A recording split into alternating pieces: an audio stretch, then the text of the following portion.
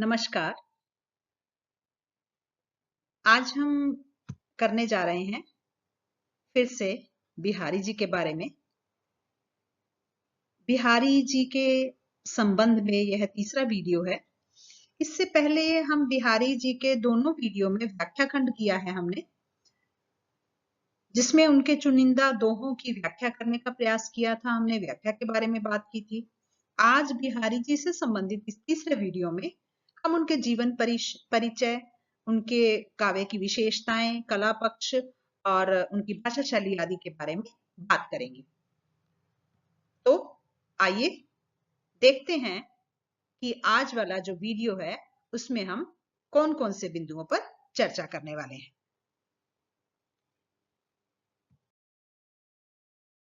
आइए हम बात करते हैं बिहारी जी के बारे में, उनके जीवन परिचय के बारे में, उनकी रचना के बारे में। सबसे पहले उनके जीवन परिचय के बारे में बात करते हैं। बिहारी जी रीति सिद्ध काव्य धारा के कवि थे। रीतिबद्ध, रीति मुक्त और रीति सिद्ध में से आप रीति सिद्ध काव्य धारा में आते हैं, और इसलिए आते हैं क्योंकि आपने रीति के अंगों को वर्णन करने के लिए कोई लक्षण ग्रंथ नहीं लिखे, लेकिन आपके काव्य में वे रीति के लक्षण स्वतः सिद्ध हो गए, इसीलिए आप रीति सिद्ध काव्य धारा के कवि कहलाते हैं। आपका जीवन काल 1652 संवत से 1721 संवत तक माना जाता है। ग्वालियर के ब्राह्मण वंश में जन्म हुआ आपका, ऐसा माना जाता है। और बाल्यकाल आपका बुंदेलखंड में व्यतीत हुआ। बाल्यकाल के बाद आप ब्रज में निवास करने चले गए। आपके गुरु का नाम नरहरिदास था और आपका विवाह मथुरा में हुआ और बाद में आप मथुरा में ही जाकर निवास करने लगे। आपकी पत्नी भी कुशल कवित्री थी। आपकी एकमात्र रचना, जिसका नाम है बिहारी सतसई। रीतिकाल के अन्य दरबारी कवियों की तरह आप भी दरबारी कवि थे और जोधपुर व जयपुर के राजाओं की वृत्ति आपको मिलती थी।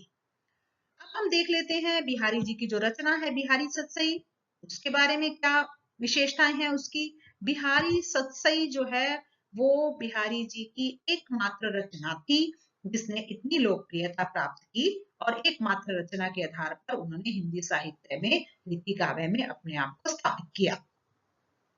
और बिहारी सतसई पर संस्कृत व प्राकृत की सतसई परंपरा का प्रभाव जो है वो स्पष्ट परिलक्षित होता है। और मुक्तक काव्य रचना है, मुक्तक काव्य रूप है बिहारी सतसई का। इसमें कोई कथा नहीं है, कोई प्रबंध नहीं है। जैसा कि इसके नाम से स्पष्ट है, सतसई ये 700 दोहों का, लगभग 700 दोहों का संकलन है। और महाराजा जयसिंह जी पर आपने एक बहुत ही लोकप्रिय दोहा लिखा था। महाराजा जयसिंह जी को जब आपने देखा कि वे अपने कर्तव्य से विमुख हो गए हैं, राजकार्य में कोई रुचि नहीं ले रहे हैं और अपनी नवविवाहिता पत्नी के प्रेम पाश में इतने निमग्न हो गए हैं कि राजकार्य को भूल चुके हैं, तो उन्होंने यह भी महसूस किया कि अन्य कोई भी आपका जो मंत्री है वो इतना साहस नहीं कर पा रहा है कि आपके कर्तव्य बोध की तरफ आपको उन्मुख कर सके। तो बिहारी जी ने एक दोहा महाराजा जयसिंह जी के लिए लिखा जो बहुत ही लोकप्रिय हुआ। नहीं पराग नहीं मधुर मधु, नहीं विकास यही काल, कली कली हिस्सों बंधे आगे कौन हवाल। तो इस एक दोहे को सुनकर महाराजा जयसिंह बहुत प्रभावित हुए और आपने जो है वो तुरंत, आपको अपनी गलती का एहसास हुआ, आपने राजकार्य की तरफ अपना ध्यान देना प्रारंभ किया।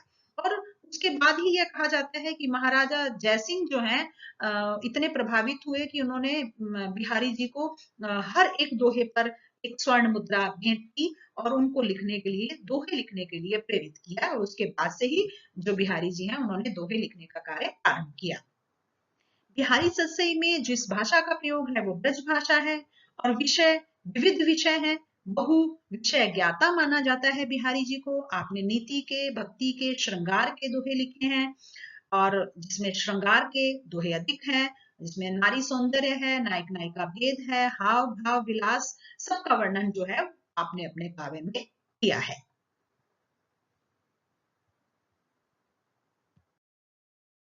काव्यगत विशेषताओं के बारे में अगर हम बात करें तो कला पक्ष में हम ये देखते हैं कि उनके काव्य का मुख्य विषय श्रृंगार है। श्रृंगार के दोनों पक्षों पर आपने कलम चलाई है, चाहे वो संयोग हो चाहे वियोग।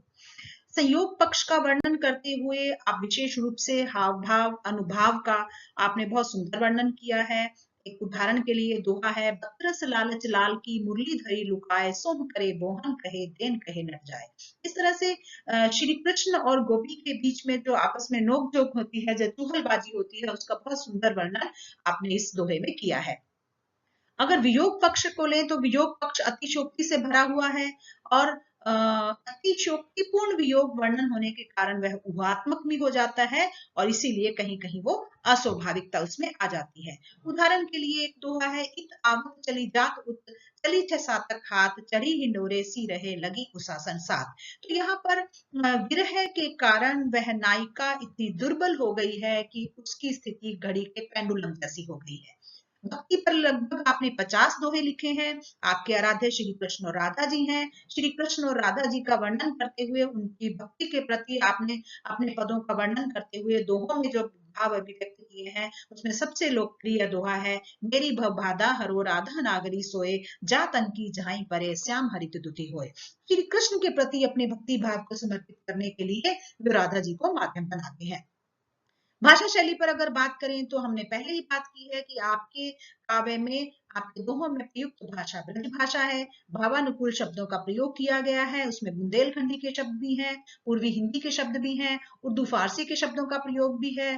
भाषा की समासिकता पर बात करें तो उसका तात्पर्य है गागर में सागर भरना। आपके बारे में ही यह कहा जाता है कि आपने गागर में सागर भरा है। सबसे छोटे छंद का केवल 2 पंक्तियों के दोहे का प्रयोग करके आपने उसमें अनेक अनेक भावों को समेट दिया है और छोटे आकार के दोहे का प्रयोग किया है। शब्द चयन आपका विलक्षण है और समासिक शब्दों का आपने प्रयोग किया है। इसी तरह से अगर हम आगे की बात करें तो उसमें आपने जो है वो कल्पना की समाहार शक्ति का प्रयोग किया है, जिसमें बहुत मार्मिकता भी है। अनेक विषयों में आपने समन्वय की चेष्टा की है, अनेक अनेक विषयों के आप ज्ञाता थे और उसका जो है स्पष्ट चित्रण जो है उसमें दिखाई देता है। व्यंजना शब्द शक्ति का आपने बहुत सुंदर प्रयोग किया है। इसमें भी अन्योक्तियां बहुत प्रभावशाली बन पड़ी हैं। एक अन्योक्ति जो जिसका पहले हमने जिक्र किया है, नहीं पराग नहीं मधुर मधु नहीं विकास ही काल, ये एक जो है वो बिल्कुल मार्का है, बिहारी मार्का के नाम से जानी जाती है, जिसमें बिहारी जी ने अपनी अन्योक्ति के माध्यम से एक इतने बड़े राजा को उनके कर्तव्य पथ के लिए उन्मुख कर दिया। तो ये बिहारी जी की काव्यगत विशेषताएं हैं जिसके लिए बिहारी जी जाने जाते हैं। चाहे वो कला पक्ष हो, भाषा शैली हो, भाव पक्ष हो, संयोग श्रृंगार, वियोग श्रृंगार, सब उन्होंने जो वर्णन किया है वो अपने आप में अनूठा है, अनुपम है। इसीलिए रीतिकाल के रीति सिद्ध कवि के रूप में आप जाने जाते हैं। आज के लिए इतना ही। धन्यवाद।